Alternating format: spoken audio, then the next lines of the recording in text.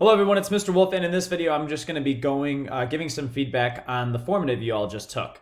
So the question we're trying to ask is, does the size of a cell affect how fast molecules can diffuse inside that cell?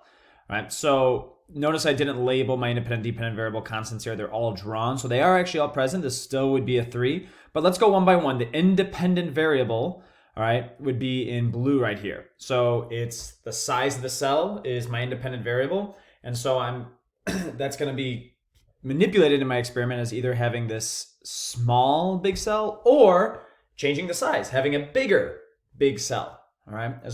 And by having two different conditions, right, a smaller cell and a bigger cell, that's also having a control group. Whether you want to call the small one or the big one the control group, it doesn't matter as long as you could say comparing different size cells. That's what's most important.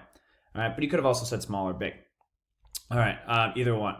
The dependent variable, it's the effect of the size of the cell on the rate of diffusion. So rate of diffusion is your dependent variable, but how are we going to measure that dependent variable? All right, well, we're going to see how glucose diffuses inside the cell, and we can't see glucose. It's clear in water. All right, it's dissolved in water, but we could use a glucose test strip inside the cell. We could just cut up the cell, put the glucose test strip inside and say, okay, this is how much glucose, percentage of glucose is inside the cell. All right, and then we already talked about the control group, so constants. All right, I came up with about 3. So I filled both of these big cells are just filled with water, all right? And I have the same amount of glucose solution in the beaker. All right, maybe let's say I have 100 milliliters of, same amount of glucose solution, so about 100 milliliters of water, and then the same concentration of glucose. So I made sure to have 15% concentration of glucose in both of these beakers as well. So all those things are the same. You could even say same type of beaker, same material to make your big cell, but the only thing that's different is that we have different sizes.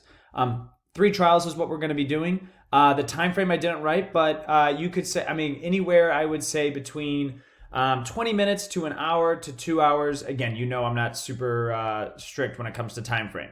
All right, so let's look at the data table. All right. Now, the thing that students usually forget that's the most important with the data table is the dependent variable column right here. So instead of just saying something like diffusion, yeah, that is our dependent variable, but how do you measure diffusion? Right? Like, how do you have a number there? Like, if I have a 2, what does a 2 for diffusion mean? How am I measuring diffusion? That's our method collecting data. So we're going to put the method of collecting data here. It's the glucose strip. And you could say either color or percentage. I'm fine with either one. All right.